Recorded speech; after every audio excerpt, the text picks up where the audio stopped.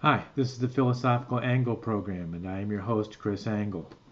I am the author of 4 books on philosophy, one of which is The Philosophical Equations of Economics. These books are available free for viewing online at www.philosophypublishing.com. The purpose of the Philosophical Angle is to examine the nature of concepts being used in current media and compare the essence of the concept with the usage and circumstances in which the term is being used. So,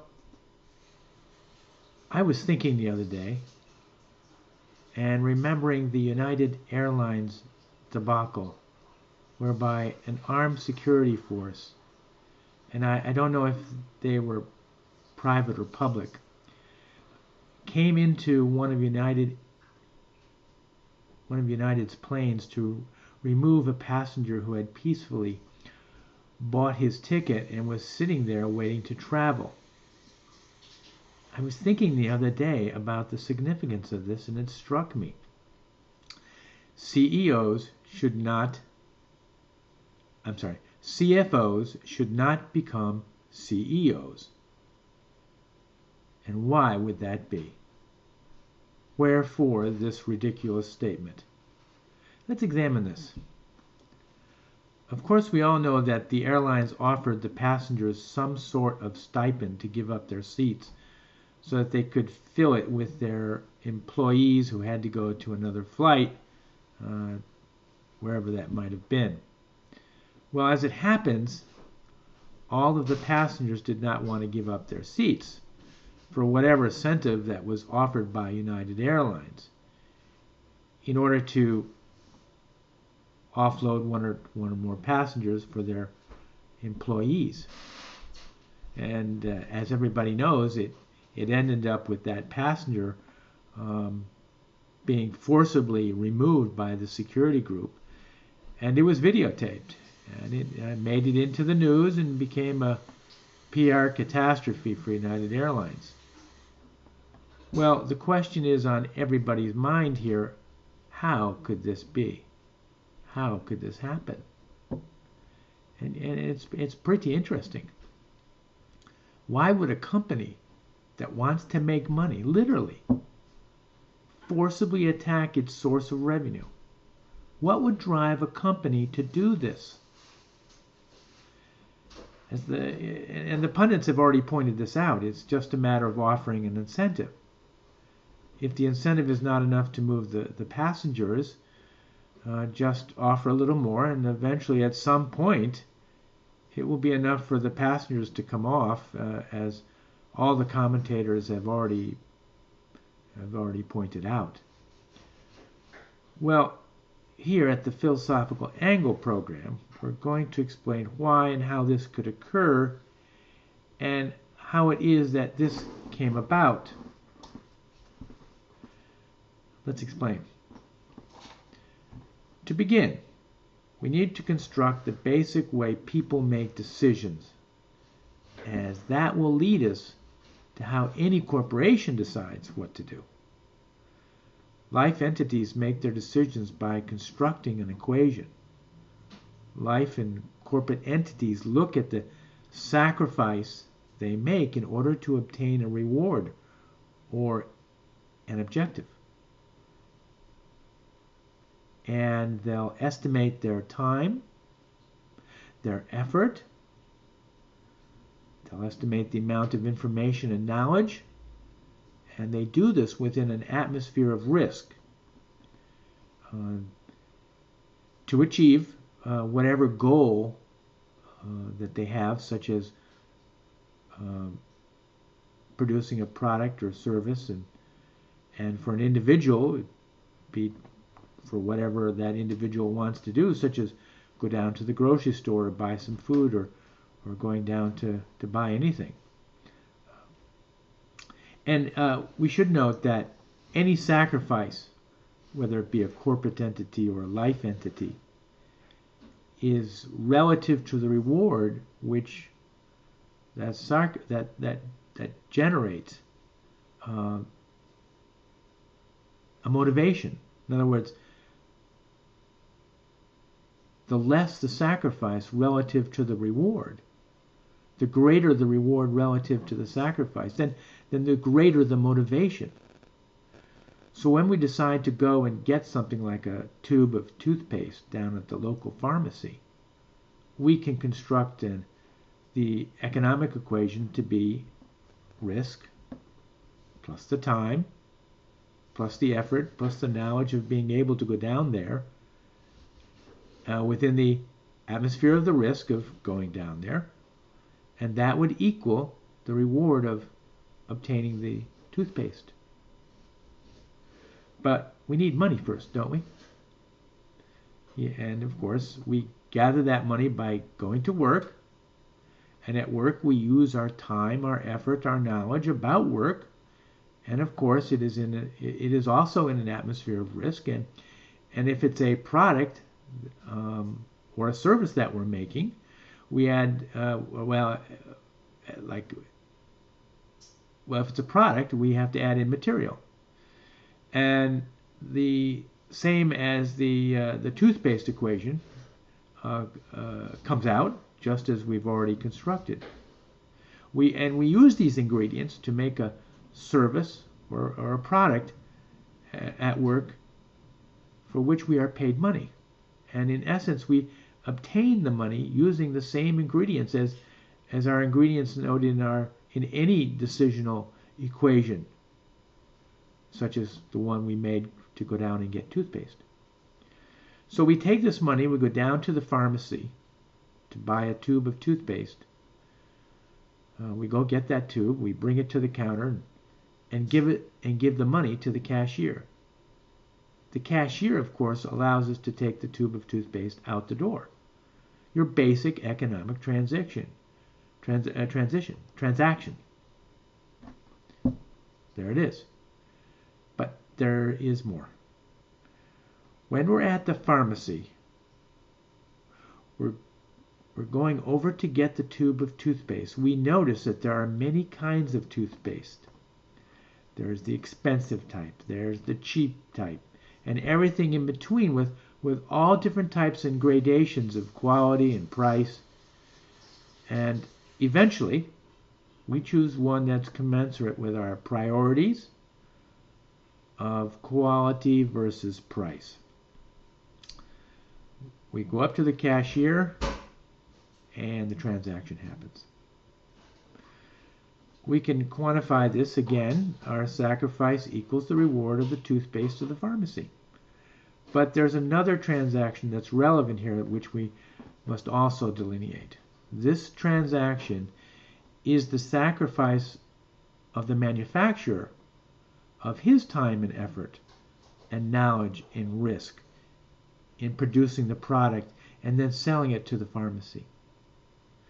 The manufacturer gets his reward from the pharmacy in the form of money. In turn, the pharmacy gets its reward from the customer, which is that we went down there to get the toothpaste. And we got that money from work. So we really have our main equation at the pharmacy, and then we need two additional antecedent equations in order to summarize the entire situation. At this point, everybody is probably wondering, where the hell is this going? But hang in there. Once we establish the understanding of the economics here, we'll be able to come to some interesting conclusions and apply it to the United Airlines situation. So the important part here is to notice that the manufacturer, in producing his products, looks out beyond his own self to the consumer and tries to understand the consumer's priority. And he does this in order to produce a product commensurate with the priorities of the consumers. Thus, a manufacturer or service provider will make a good product starting with the cheapest, most basic, and working up to the higher quality with a higher priced product. as there are many types of consumers. And all these consumers have all their own priorities of whether they are to have the best or whether they have the cheapest, and whether they just want the basic job done or want all the sizzle and whatever. And you can see that this is inherent in almost every product sold in America. Another example would be cars. There's a huge degree of diversification of cars, producing a complete product gradation of cars out there, starting with the most inexpensive, going right up there to the hugely expensive. It's a huge set of possibilities that are which are trying to satisfy the various priorities of all the consumers out there.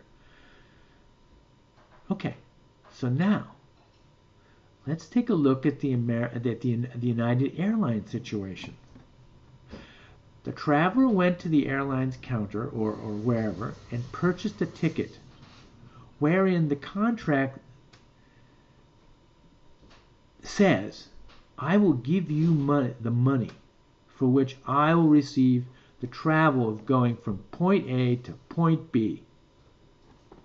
Fair enough.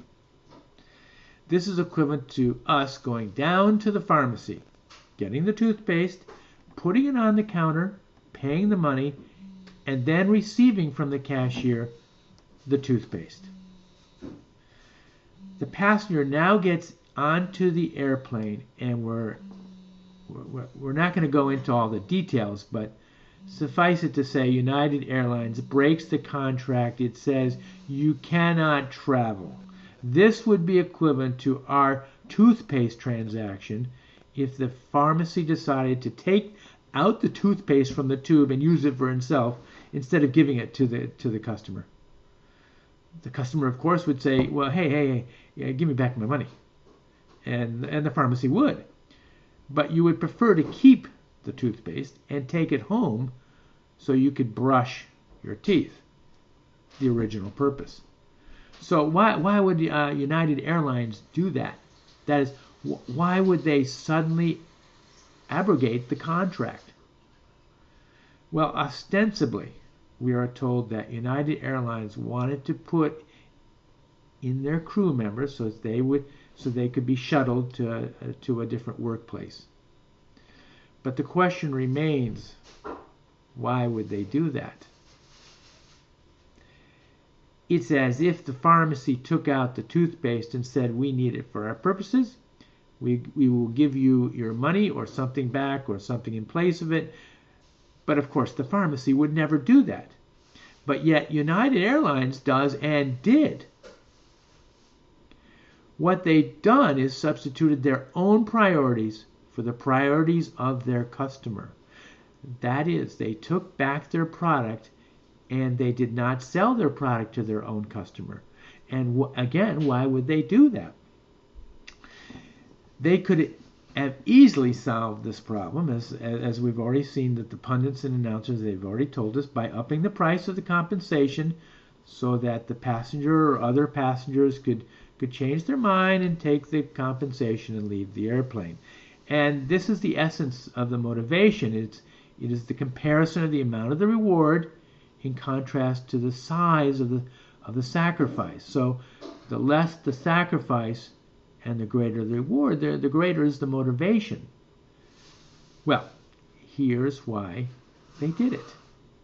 The priorities of management have changed from producing a product for the priorities of the consumer to producing a product for the priorities of the internal profitability of the company only, without reaching out to the consumer.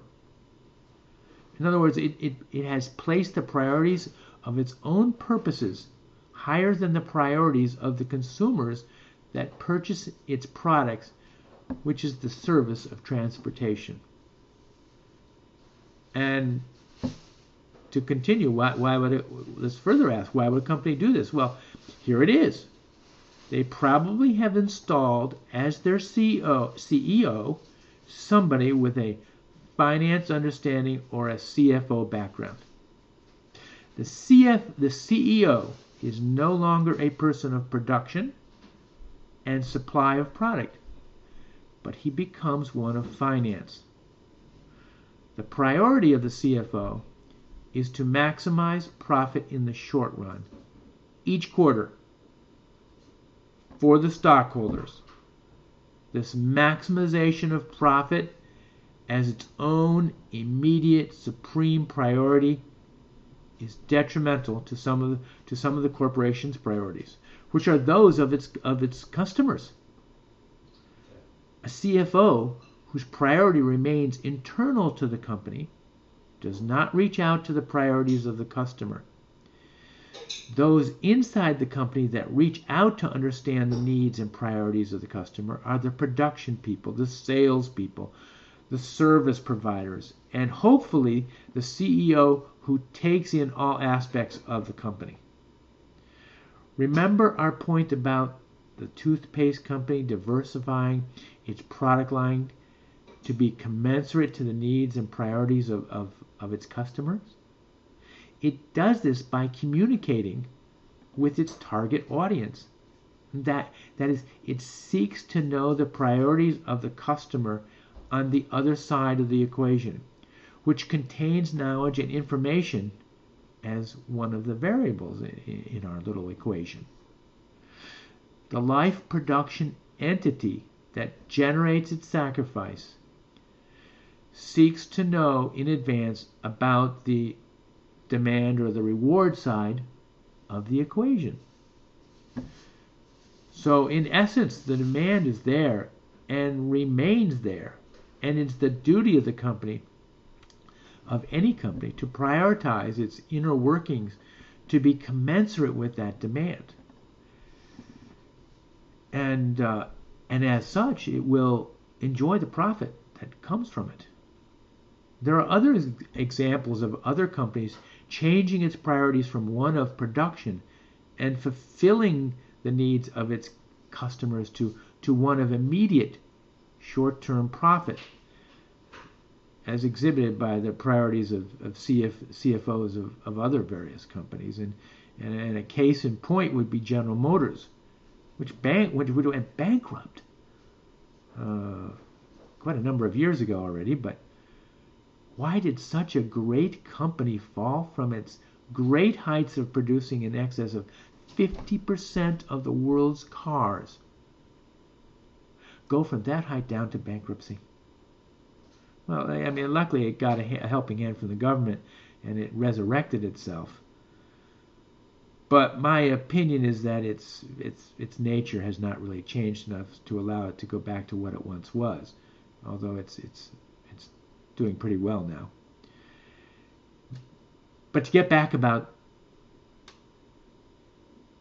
why it went to bankruptcy, it was because its mistake was that it was in the 70s when production and sales and consumer-oriented priorities were exchanged for the priorities of the CFOs. General Motors CEOs from the 70s and 80s came from the ranks of the CFOs. The finance guys got a hold of the CEO position, and the priorities of the company changed. And here's what happened. The divisions which used to compete with each other and with the world started to become non-distinct entities. GM had many divisions. It had Pontiac and Chevrolet, Buick, Oldsmobile, Cadillac, GMC, and many other divisions. The CFOs wanted to achieve cost reduction by producing the same engine and producing other similar body parts for all the cars in all the divisions. And what happened was that the cars in each of the divisions started to look and become the same. It was as if the pharmacy had decided, in our little previous example, that they would put the same toothpaste in all the containers, but they'll allow the labels to remain different. And ostensibly, it would look to be different products, with a product gradation of low to high, but in reality, the contents would be converging to be the same product. And this is essentially GM's history in for the last 35 years. Well, with GM, the GM soon realized, their customers soon realized that the products were essentially the same. Sales fell, and the company went into bankruptcy. And it went into bankruptcy because no longer they took into the priorities, and the priorities are knowledge of the consumer and of their customer, which are varied and many, and tried to supplant this variation with the uniformity of their product in order to reduce costs and maximize their short-term profit. And they did this by supplanting their own priorities, again, those are pieces of knowledge, for that of the consumer and their customer priorities. And that is the kiss of death for any corporation producing a product or service. And so my conclusion is that CFOs should be kept away from the CEO position of really any company. The CEO should come from the production and the service side of the company that produces the products for their customers and consumers. If you'd like to comment on this program, shoot me an email at chrisangle1, CHRISANGLE, the numeral 1, at iCloud.com. Thanks for joining me.